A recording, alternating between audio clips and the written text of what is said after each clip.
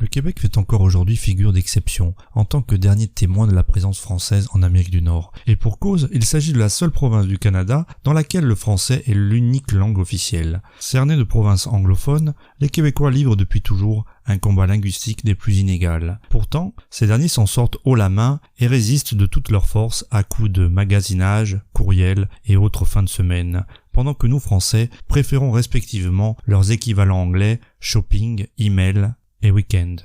Comment expliquer que ces descendants d'immigrés français aient pu conserver à ce point leur langue et leur identité culturelle au fil du temps? C'est ce que nous allons découvrir ou redécouvrir ensemble.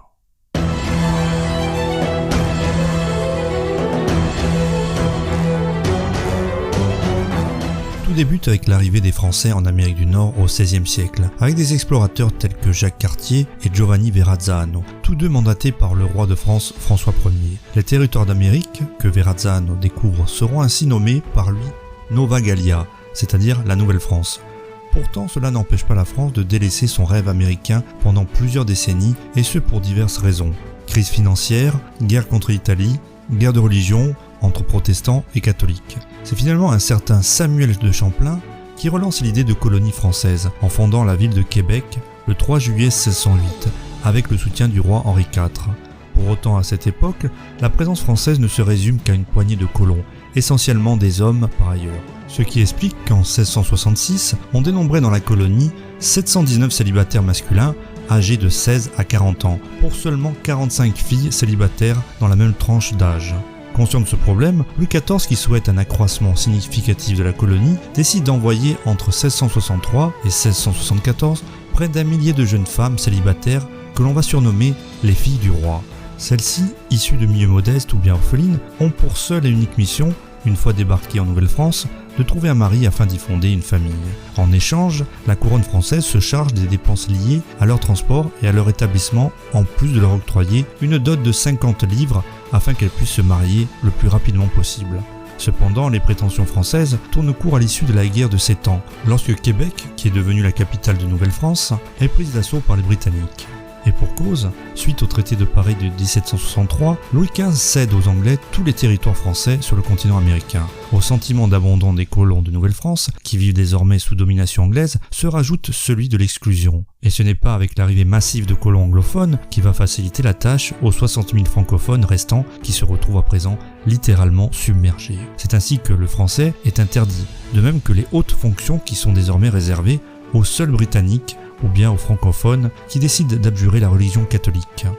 Heureusement, un événement important va jouer en leur faveur, celui de la Boston Tea Party de 1773. Face à la révolte des insurgés américains, le roi d'Angleterre George III, qui désire éviter de se mettre à dos les Français du Canada, promulgue le 21 juin 1774 l'acte de Québec, qui accroît le territoire de la province, restaure les lois civiles, garantit la pratique de la religion catholique et l'usage du français.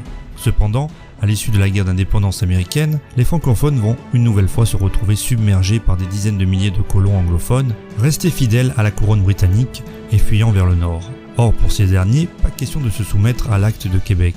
C'est pourquoi des tensions éclatent régulièrement entre francophones et anglophones, obligeant le roi d'Angleterre à promulguer le 10 juin 1791 l'acte constitutionnel qui va dorénavant diviser le Canada en 2 provinces séparées par la rivière des Outaouais. À l'ouest, le Haut-Canada, à dominante anglophone, qui deviendra par la suite l'Ontario, et à l'est, le Bas-Canada, en l'occurrence le Québec, qui sera réservé aux francophones. C'est sans doute cette division géographique qui va permettre de préserver la culture québécoise ainsi que la langue française.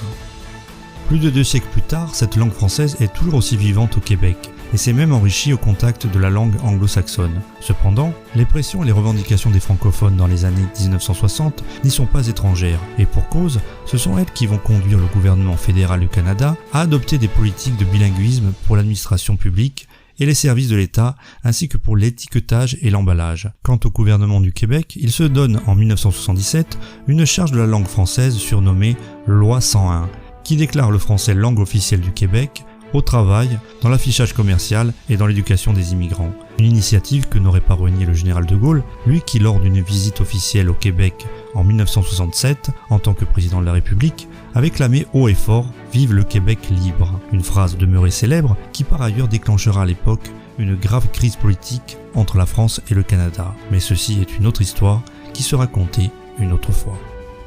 Voilà, j'espère que vous avez apprécié la vidéo. Si c'est le cas, n'oubliez pas de laisser un pouce bleu et de vous abonner si ça n'est pas déjà fait. Volontairement, je ne suis pas rentré en détail sur l'histoire du Québec, il s'agit là plutôt d'une introduction. N'hésitez pas à mettre en commentaire des détails qui vous paraîtraient importants. En attendant, je vous dis à bientôt pour une prochaine vidéo sur Hérodoc, la chaîne Histoire. Ciao.